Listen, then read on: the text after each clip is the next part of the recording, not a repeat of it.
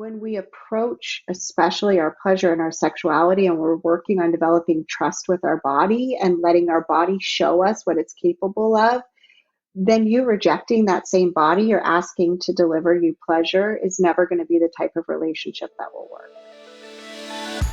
You're listening to Get Your Marriage On, the fun and spicy podcast bringing you new tools and fresh ideas so that you can be the sexiest couple you know.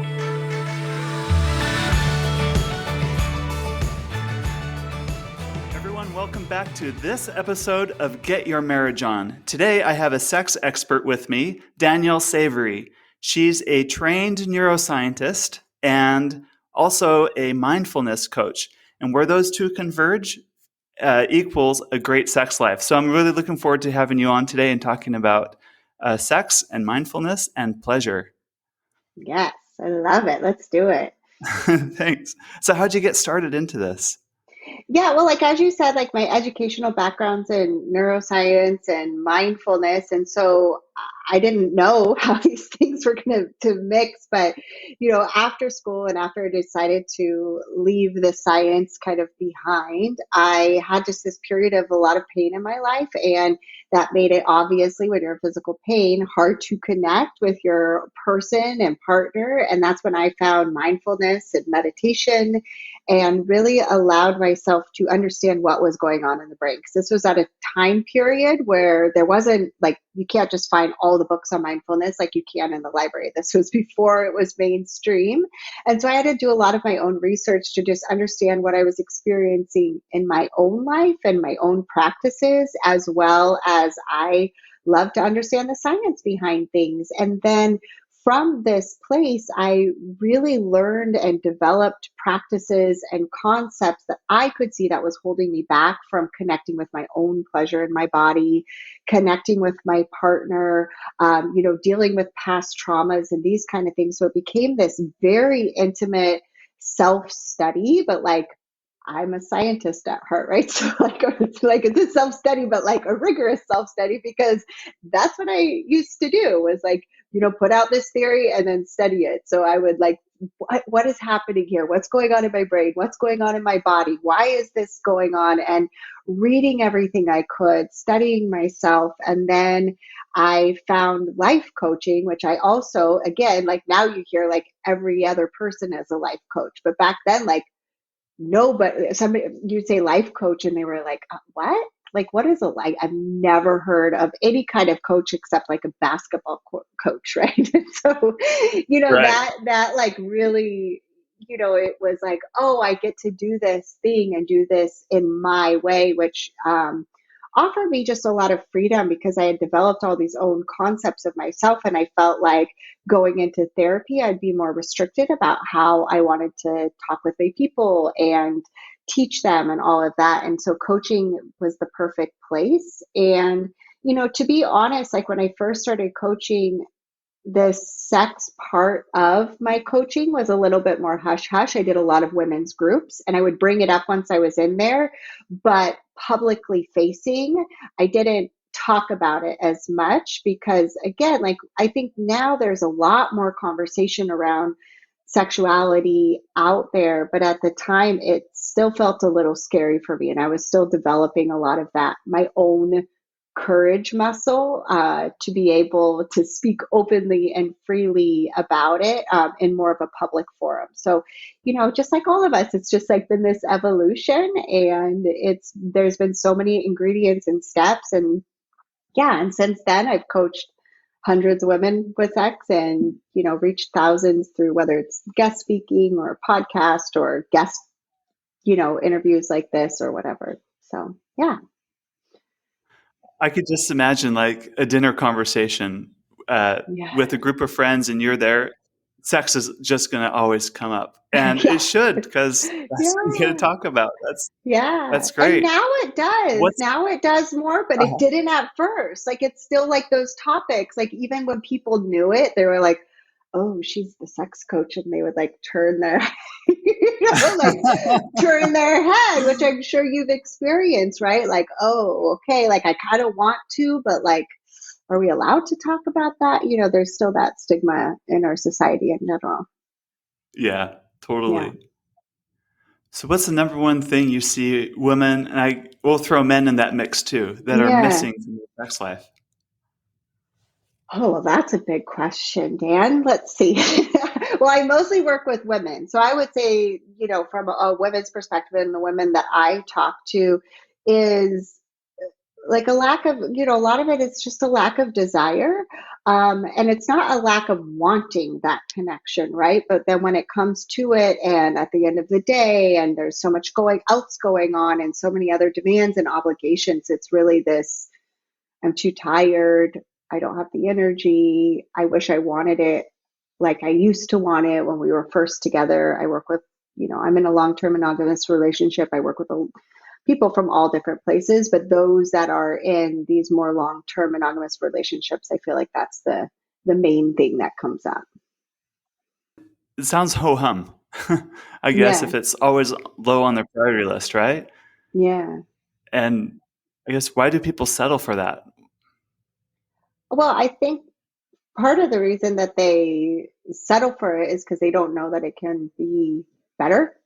They don't know it could be Mind different. They blowing, don't know. even? Yes, Uh-huh. exactly. They don't even know that it's possible. I think so many people, it doesn't feel like a settling. Like they wouldn't even describe it as that because they don't know that there's another world out there, that things could be different and things could be better. And especially when they think of themselves, they don't think of themselves in this realm of, this is something that I could work on. This is something that we could work on together.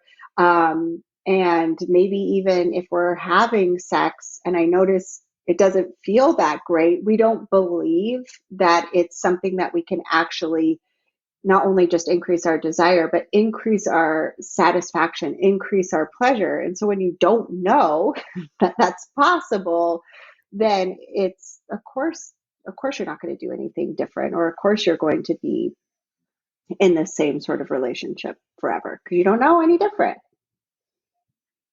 Right. When sex is really good and it's pleasurable, Hmm. and it it's like something you want to come home to, isn't it? Hmm. Yeah. It's like your go-to. It's Yeah. that beautiful place you want to come back to, rather than just looking at like another chore, another thing on your to-do list. It's Yeah. It has that potential, right? It's like, and I think especially for women, I mean, I'm sure it's for men too, but for so much of, for women, it has been oftentimes seen as something that we're doing or giving for our husbands, right? And doing for them. Like that's almost like part of the wifely duty or these things. And yes, there might be pleasure, but there's pleasure because my partner enjoys it rather than it actually feeling pleasurable for us. Like, I'm glad your partner's benefiting, but really, truly, like flipping that narrative for women that this can be something that I benefit from, that's good for my overall well being. Yes, it's going to be good for my marriage or my partnership. Like, that I think we can all wrap our head around of like why and that kind of thing. But I think that's such a different approach for so many women is like, but wait a minute, this can actually be for me. This can fuel me. This can create more energy for me. This can make me feel more alive and me feel like I have this vibrant life. And I think that is like often the missing piece in these conversations is that yes, it's going to help your marriage. Yes, it's going to help your connection and having this longevity and this passion, but also just for you, it can be really amazing. So what's your direct process then, if you're that woman, if you're the wife that wants to Hmm. get to where they are now, to that, I want that, like what you just described, pleasure for Yeah. myself, to make it amazing. What's your process that you teach people to go through to get to that point? Um, well, it depends a little bit on what they're coming with, but I think the first process is just seeing that the thought, right? Like I really focus more on mindset, but then I also really train women to get more into their bodies to like help increase their sensual pleasure. And so, it's this this multiple pronged approach, but really it's seeing like what are the type of beliefs that you have, how is the way that you're thinking about sex, both from your past but also currently, right? Like we think that there's so much like, oh well, I don't believe that anymore kind of mentality. Like that's not what I believe anymore. Of course I'm more open, but it's playing in the background. And all of these thoughts and these beliefs that we grew up with that are still playing in the background, that subconscious mind needs to have the proper radio time for us to be able to step into these new beliefs that, this isn't just for my husband, this isn't just for my partner, this is for me. And that takes some time to learn how to see that. Like, so I think that's the first part of the process, is just seeing that these are keeping you from, like, when you think to yourself like, oh my gosh, I should do this because I know he really wants this, or this is what we're supposed to do because we're married, like how do you feel in your body? It's like blah, right? It's like this drag. So we have to start to create a container for pleasure to enter, and it's never going to enter when you're shooting on yourself. So when you start to be like, hey, maybe this could be fun, maybe this could be for me, maybe this is something that could light me up, that's going to flip the whole narrative. That's going to at least make you more willing, and not from a should place, not like you're dragging yourself there. And then we take a look at any other thoughts that are coming up, whether it's related to shame, whether it's because you're resenting your husband for like not helping out more around the house, or not appreciating you, or whatever else it is. We take a look at these kind of things. I also take a look at their life, because the stress cycle is a huge part of us not being able to connect to our body. So can we diminish, like, not only just the mental obstacles in your head, but how can we help, like, just reset your body and get that stress cycle metabolized and moving, getting back into this place where you're even able to connect with pleasure, and then really taking them through the process of using so many different types of mind-body connections to help increase structures of the brain that help us pick up on sensation, that help us pick up on pleasurable sensations, so that it can go from that blah to the mind blowing. Love it. Love it. Yeah. And I want to talk more about our brain, which happens to be our biggest sex organ, right? Our Yes. most important Yeah. sex organ, our mind. Like, you talked about doing some practices that expand it. Are there things that you do that you coach people on to help? Like, can you give us a few specific examples of someone at home wants to try some of your recommendations to Yeah. increase that? Yeah, well, I think the main thing to think about with the brain is that awareness in general is going to be your biggest key, right? So it's like increasing your awareness in any way, especially of what's going on as far as your internal dialogue and your internal narrative. So however it helps you, like, increase your awareness. What? Is that like the chatter that's always going on in our head? Yeah, like, It's like, yeah, like that chatter. Yeah. uh-huh. So it's like we have to It's understand what just, that chatter is saying, right? and Yeah. then learning how to like not let it distract you in the moment, or Well, that there's kind of things. Because both, you hear right? about Like, the joke that the husband's having a grand old time while the wife's thinking about, like, this feels really good, and I wonder what we're going to make for breakfast tomorrow. Oh no, I forgot to go to the grocery store. What are the kids yeah, going to eat for breakfast? Do we have milk in the fridge? We're out of cereal. And all of a sudden, like, yeah. sex isn't about sex in her mind anymore. Is that kind of what you're talking about? Yeah, a little bit. Yeah, there's both. So that's one part. Like during sex, that's for sure. But I think that the main thing for us to remember is, like, we're really on working on the focus muscle of our brain, and noticing when it's wandered, and then having the skill to bring it back. And so I do this in a number of different practices, within my programs, to like really train your brain to be able to do that. But it's like, it is just noticing when it wanders off and then learning how to bring it back. But trying to do this during sex is like trying to tell your body to relax during child labor. Like, if you have never practiced relaxation and then you're like, oh my gosh, I'm going to practice relaxation for the first time during child labor, it's like No, no, no, no, no. We need to practice like relaxing the body, relaxing the pelvic floor leading up to child labor, right? So I that know. when it becomes so intense, you have access to it because you're like, oh, yeah, I've been practicing this, right? So it's the same thing with sex. Like, don't wait to learn how to focus your mind or learn when it's chattering and wandered away and bring it back when you're in one of your most intense moments, right? There's another person, there's physical stuff going on, there's all these motions. You're supposed to connect with pleasure. Like, give yourself the gift of learning how to focus your brain with other practices, not while having sex, so that it becomes easily accessible during the act of sex. Gotcha. Is it Yeah. so? Is it mostly about strengthening that muscle so you can be more present in the moment, Yeah, that's or is part of it. But or is there more to it than that? I think there's so much more. I mean, that's just part of it, right? Like that's just like for the moment, but so much more of what we're working on in the brain too is like increasing awareness in general, to have awareness of thoughts that are shutting the body down, right? Like let's say that just especially the way that you've grown up or that you've treated the naked body, that you find yourself every time you're getting out of the shower, like quickly covering up and hiding in a towel and running into this way, and it creates shame. And, you're feeling shame. Well, shame is going to shut your body down. It's going to close up. It's going to create so much tension. So developing awareness on like, what am I believing that's creating so much shame? How can I become more privy to these type of thoughts? And when they're coming up, when my mind habitually goes to these places, so that I can meet it with more love, so that I can meet it with more compassion, so that that's really the key here, is like to understand that every single thing that we're thinking, consciously or not, is going to have an impact in the body, and that impact in the body is going to create physical sensations that are either going to have you leaning into sex, leaning into your partner, or closing up and kind of shying away.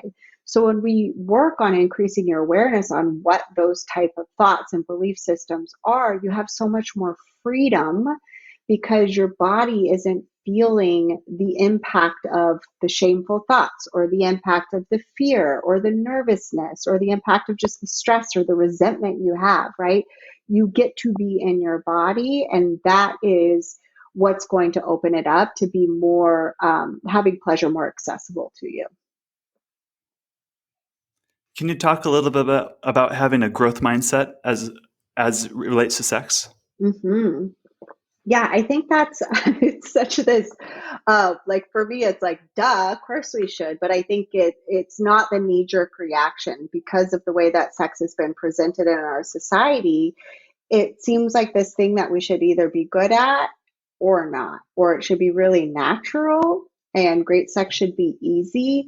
And if not, then it's problematic, rather than actually good sex isn't shouldn't be easy, and it shouldn't just be natural. Like we never talk about pleasure, we talk about procreation, we never talk about connection and all these other things that are intangible in the acts of sex. And so we have to have like a growth mindset. And I think that's like just understanding bad sex is going to happen, or understand, and that doesn't mean anything about you and it doesn't mean anything about your partner. It's just like, okay, like what can we learn from this? It's really taking that non-judgmental approach. Like I have a very specific like evaluation um, form that all of my clients fill out, and we go through and we develop this growth mindset because we learned that every single little thing is like a little nugget. Like, oh, this is where I've been pulled back from pleasure here, or this is where I disconnected, or this is where I noticed I was being judgmental of myself or judgmental of my partner, right?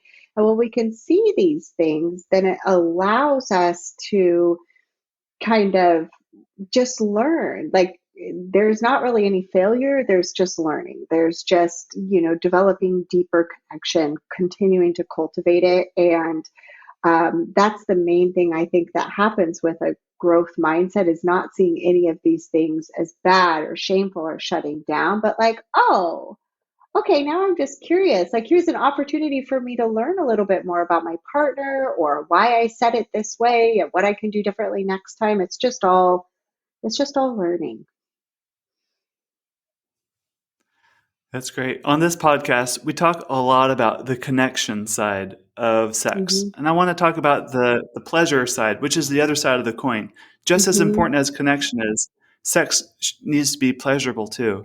Can we Hmm. talk about, for the next a while, more about the pleasure side of sex and how to find that pleasure so you can get to Yeah. that mind blowing sex side of what you Yeah. coach? Yeah. Yeah. So I'm like specifically like, where do you want to start with it? Because I'm like, I mean, my whole podcast is about pleasure. Like, where should we Let's start? talk about any stories you can share. If you can change your clients' names, that's great. Of the steps they went through to discover new pleasures for themselves and how they went from like ho hum sex to mind blowing sex with Hmm. pleasure. Yeah, well, I think there's so much emphasis out there, like in the coaching world in general, or excuse me, like the sex and, sexual growth world about things that we're doing, right? So sexual acts or the way that we're touching our body or being touched or, spicing things up. And it's not to discount those things. I think those are important, but the way that I like to think about it is it doesn't matter what you're doing, it's really who you're being and how you have like shown up doing whatever it is you're doing. And one of the things I tell all of my clients, I was like, look, you could be having like missionary style sex for the rest of your life, and it could be mind blowing when you learn how to use your mind to tap into pleasure. So I think that's like my main approach to pleasure is like I'm not that actually concerned about the types of things that you're doing. It's really like what is this activating in our brain? What is it allowing you to do? And more importantly, how are you being? Because you might find, like, let's say you found a technique of something that like really turns you on and you really like it. And you're like, oh my gosh, that was amazing. We just had the, connection and fireworks and mind blowing orgasm and like, yeah, right. And you're like, yes. And then you go and you're like, let's do the same thing next time. And it's like crickets, like nothing happens. You're like, why? It doesn't. Or it doesn't work. You're like, why? Like we did this, we did all of these steps, we did all of these things, we did all these things, and that worked last time for you. Why didn't it work this time? And it's like, it's because it wasn't the techniques. Yes, that's going to impact it. I mean, you can't like rub your earlobe and expect, mind blowing sex, right? Like there is some techniques involved with what we're touching. But the thing to really like acknowledge here is it's like, well, where was my mind? Like, was I set on getting to that orgasm? Was I focusing more on like the result or the outcome I was going for? Was I graspy? Was I thinking, oh my gosh, it's not working? Like, where were you that was distracting you away from being in your body and pleasure? And that's really the key, right? Like, that's always going to be the key with not just increasing pleasure and accessing pleasure and activating it, but like where did you come away from being fully embodied in the sensation? And then how can you bring it back? Got it. So it's paying attention to like what feels good, basically, Hmm. Yeah, and going to that. yeah, yeah. You talk a lot about encouraging women to get to know what they like and don't like, and any tips on how to discover what you like without, I guess, feeling dirty about it? Yeah, well, I think feeling dirty, even just saying that, that's a thought. Right, It, exactly, and that's a lot of right, thoughts people have. So how do you right. discover what you like and Yeah. and getting rid of that thought?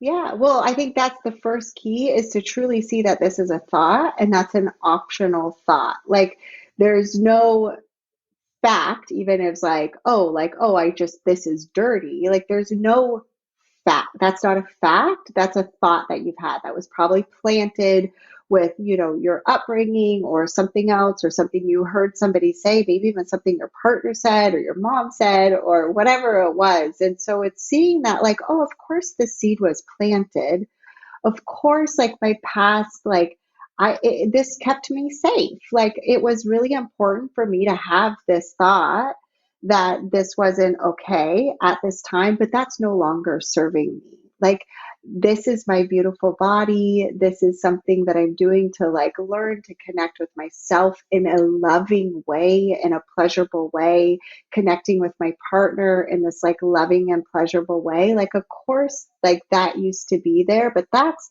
the key, right? It's like that's what thought work does. That's what mindset work does, is seeing with like a compassionate way of being like, of course I have these thoughts, but that isn't true. These are all the reasons that this isn't dirty. These are all the reasons that this is okay. This is all the reasons of, and knowing, where your own boundaries are, but really giving yourself permission to discover, to, touch yourself, to have your partner touch you, to have these open conversations. And I don't want to say you have to do it without the thought of like, this is dirty. Like, acknowledge the fact that, of course, you're going to have that thought come up because you were educated to have that thought. Of course, it's going to be there, but you're learning to think about this in a different way and just really holding space for yourself in the process of that.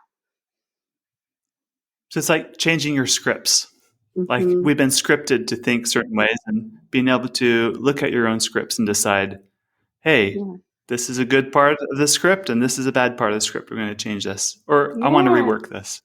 Yeah, I want to rework it, and instead of even labeling it like good or bad, it's like, what is the end game I'm working on here? Or like, what am I really wanting? And when we really want like, oh, well, I want to feel more loving connection with my own body.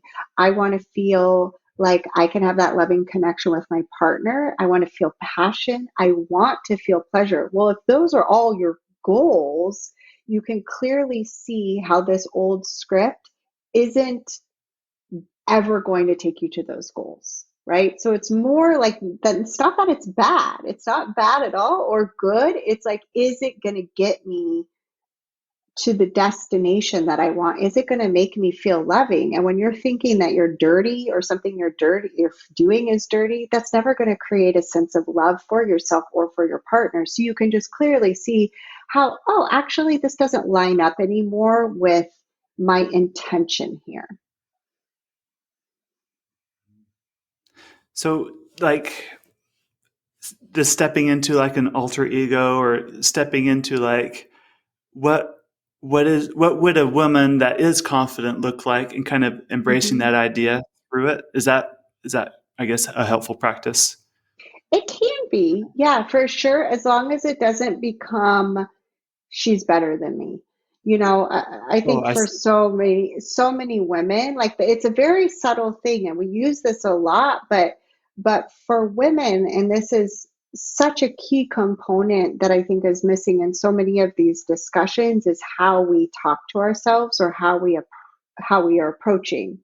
And if there's all these subtleties that you're constantly delivering to yourself of, I'm not enough, or I'm not doing this right, or I should be better, or it would be better just to be her, like that's a rejection of who you are. That is going to cut you down at a very subtle level. Like it's I don't want to say it's just like self-criticism, because I think we're very aware of like that self-critical type of narrative. This is different. This is just subtleties. Like, oh, well, when I think of this is better, or I have to be her, or I got to work and fix this and I need to be fixed, what you're really saying is that who I am right now is unacceptable. And when we approach, especially our pleasure and our sexuality, and we're working on developing trust with our body and letting our body show us what it's capable of, then you rejecting that same body you're asking to deliver you pleasure is never going to be the type of relationship that will work. So it's like that gentle, I like, like that. oh, yeah, like we can't reject her. She's the one we're asking to show us all of these things. So, how do we just be accepting of exactly where you are right now, with all your thoughts, all your beliefs, all your worries, all of that stuff? Like, oh, of course I have all of this, and I'm learning, and I love you, and where you're at right now is just fine. I like what I'm learning from you is pleasure is a huge function of our mindset and the Hmm. thoughts that we hold in our mind. Yeah, Are there yeah. any other steps you encourage women to take to learn to activate pleasure in themselves?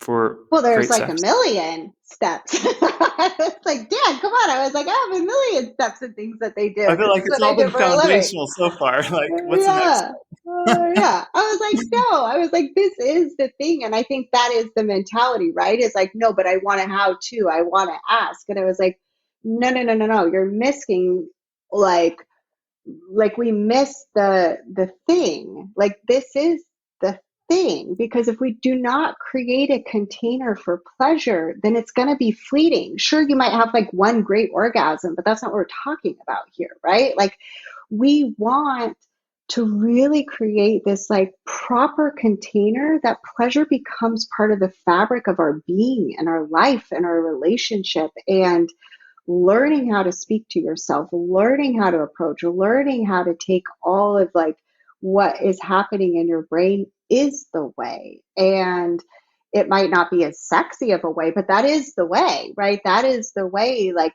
all of the women that I work with, there's not one who hasn't gotten results, because this is like the foundation. And it's like you could do step by step all of these other things, but if you're not doing it from a place that's loving towards yourself or accepting towards yourself, then it's fleeting. It becomes different than other goals, right? Because like we can kid ourselves into like learning a new skill like playing basketball or something, and we don't have to be loving, but like your body's going to talk to you when it feels pressured, when it feels like the shoulds, when it feels like it's not enough. Like that shows up, right? That shows up in here. And but yeah, I mean, it's like, I like to just think in general, like, think of it in three ways. Like, you're creating a container of pleasure. Am I creating a container to prioritize pleasure in my external life, like in my schedule, in my house? Like, if I know I have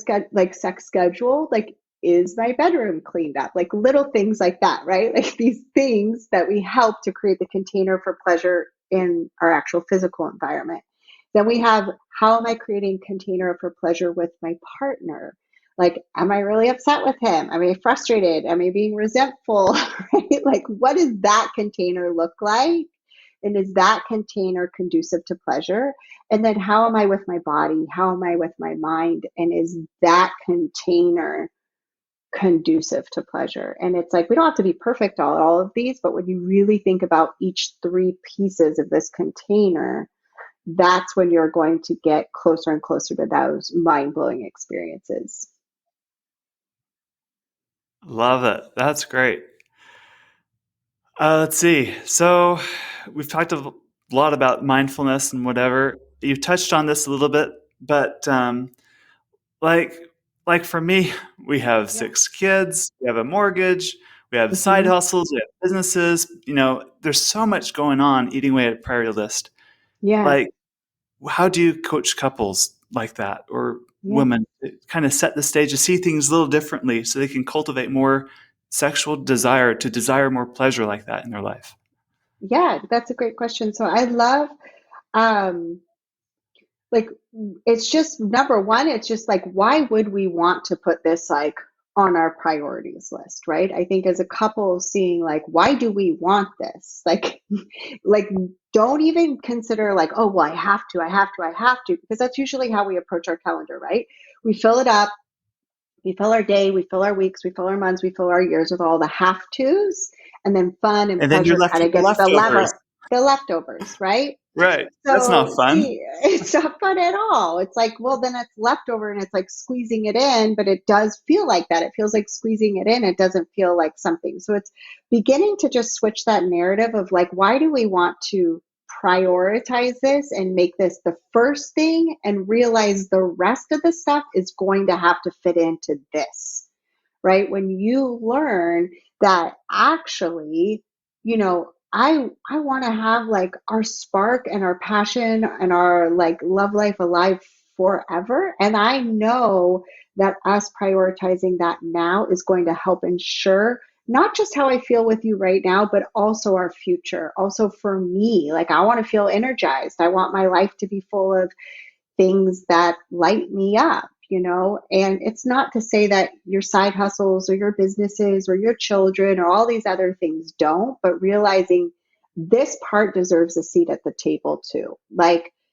me as an individual, I think it's like we always have to be like, that's number one, and how much this is important for my well being. Not that we're not showing up and we're in service of everybody else, but it's that, like, this is the bedrock, right? Like, I am the bedrock. I am the bedrock of, both of us, right? But like, when we look at ourselves, like, I am the bedrock of this marriage. When we are the bedrock of this family, and this is the bedrock of our business, like, it doesn't work without us. And so seeing all of the ways that how pleasure makes, excuse me, pleasure makes that possible, that it really benefits the brain and the body and all of this in other ways, it makes it so much easier. It's just like people that prioritize working out and meditation, it's the same kind of thing. This is part of our well-being practice. And then we see, okay, well, maybe there are some things we have to say no to. There might be some boundaries that we need to create. There might be some things we need to ask for help for, because this is a priority, not a leftover. I love it. So we want to be our 100% best selves, to show Mm-hmm. up in a relationship, show up at work, whatever. That's why sleep, diet, exercise, those things are important. And I love how you just mentioned, like, sex is also one of those ingredients, so healthy for Mm-hmm. our brains, that help us show up to be our 100% best self. Yep, That's worth exactly. prioritizing. For sure. For And a sure. life of pleasure is so much more exciting than a life of ho hum. Yes, for sure.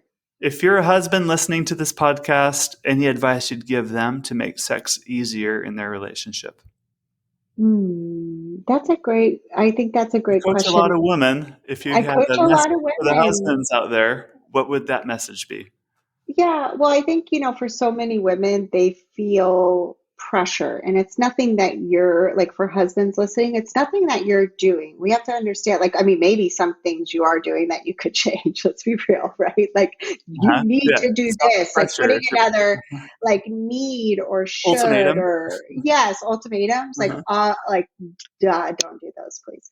But outside of that, I think it's like encouraging this in like a loving way. Like, even when we're approaching our wife, like, hey, like, I would really love to talk more about this and have an open conversation about it. When would be a good time for you? Right? Like, making it this safety thing where it's not like, we need to talk about this. This is a problem, or like asking questions, like remembering that it's like asking questions like, how do you feel? Like, what are your kind of some of your concerns when it comes to this area? Like, you know, how do you feel with like desire? Like, and really creating a safe space and kind of putting your ego aside, right? Like, letting her truly say the things is so important, because I think there's so many things that we as women take on, like, we're so afraid to hurt feelings or rock the boat or be misinterpreted, and just be like, hey, this is safe, and letting yourself know, I'm not going to take this personally, that it doesn't mean something bad about me, that she doesn't love me, that I'm a bad lover, that it's anything. Like, this is just information. This is all information for us together to both move forward on this, and just creating that safety for that conversation. And also letting her know that there are things and like resources, like, hey, like, I might not be the best person to talk to about these things, but is this something that you don't want to be ho hum anymore? Like, is it something that you would like to be more into? And just giving her that space to even explore that.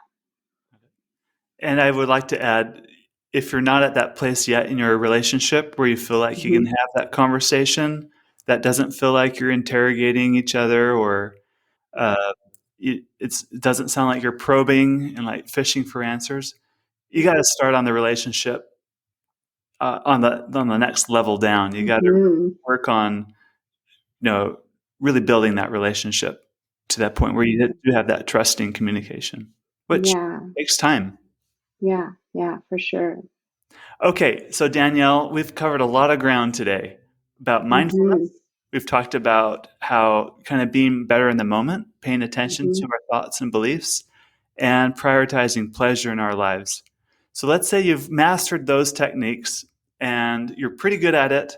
What are your black belt, super advanced sex tips to make sex even better You're for like, the black I'm belt? not going to let it go. We have to keep going on this.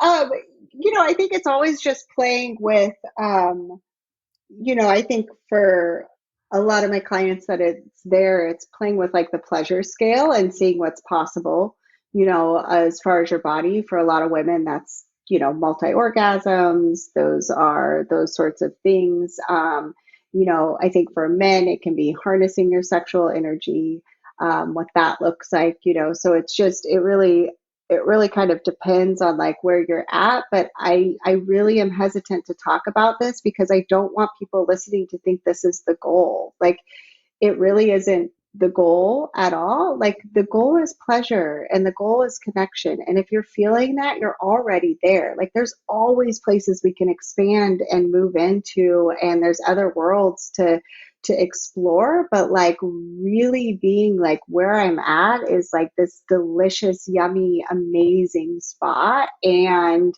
of course I'm going to discover more because I'm still open and I'm still curious and like what else is there. And I think it's like, that is one thing that I explore with a lot of women, is playing with this thing that I call like the pleasure scale, and being able to feel more in control of turning it on and off, because so many people think that desire especially just happens to us, and that you can turn it on when you want to, that you can, like heighten your experience of pleasure when you want to, that you can even take yourself into an orgasmic state without any touch. Like, all of these things are possible when we really learn how to use our mind in this way. Got it. I love how throughout this podcast I've been trying to like get you to say certain things or draw you in this one direction or another, but no, I'm like, you're nope, help you're sorry, Dan. I love how you're hitting the message on the head every single time. Yeah, The yeah, target, the goal isn't like, it's not the orgasm. It's not this. The goal is expanding your mind and staying curious and being open. That is the goal. That's the pinnacle that we're shooting for. yeah, It's not the exactly. sensation, the physical sensation. I think a lot of times people think pleasure, they equate it with some physical sensation that feels good. And Hmm. that is a part of it. We are Hmm. physical beings, just as we are sexual Right. beings and everything else. But the whole point of all this is not just the sensation, which you could have, I guess, but Yeah, it's really about arriving there consistently as a growing, expanding person. So I exactly. hope everyone Exactly. listening to this, that's their You main got the takeaway. message. Yeah, yeah. That's the Yeah, takeaway. And exactly. you get that by really slowing things down and like tuning into your mind and Mhm. harnessing that power within you. Well, and I think that's the main misconception when it comes to orgasm, because most people don't realize like they could be having orgasms and it's actually not pleasurable. Orgasms are simply there is a It's like, lot of orgasms that happen. It's like a release of tension. That's all it is. It's built up tension. And a lot of women talk about like how it's graspy, graspy, and then it's like, psst, and then they have it, and then it's over, and they're kind of like, cool, is that it?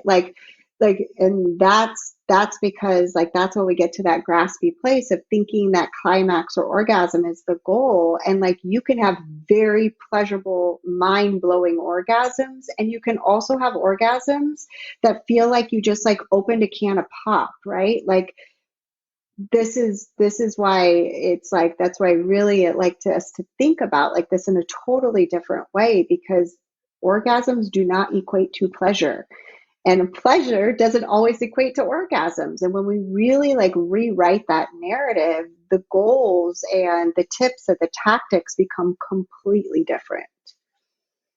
right. I love that. Love that. I've had moments in my own life where the orgasm wasn't as pleasurable, but we've also had Hmm. really pleasurable sex, and there was no orgasm. Yeah. But it's so connecting and transcending and uniting Hmm. and bonding. So that's a great like that's a great part. Or I do think orgasms are important, but it's not the main thing. That's not No, no. in talking about pleasure, at least. So, Yes, exactly. Exactly. all right. If they want to reach out to you, sign up for your coaching program, which is called 90 Days to Mind Blowing Sex and other things like Better that. sex in 90 days. Better Yes. sex. Now I know. Now I understand why you use the word mind blowing sex, because you're using your mind to Mm, help totally. people do that. Yeah. So now I Yeah. get it. Yeah. Yeah. Yeah, so you could just find me, daniellesavory.com. The Instagram is the sex coach for women. And I talk a lot about just the mindset tips and tricks and all of the things that we talked about on this podcast, both there or on my podcast. It's called It's My Pleasure. Where we dive into that Excellent. even deeper. Yes. We hope that you enjoyed this episode of Get Your Marriage On. And if you did, we would love it if you would take a few seconds to give us a rating on iTunes and to share the show with your friends. They'll thank you for life. Once you've done that, you can head over to getyourmarriageon.com for more resources about today's topic and to download our amazing marriage apps. Now go get your marriage on.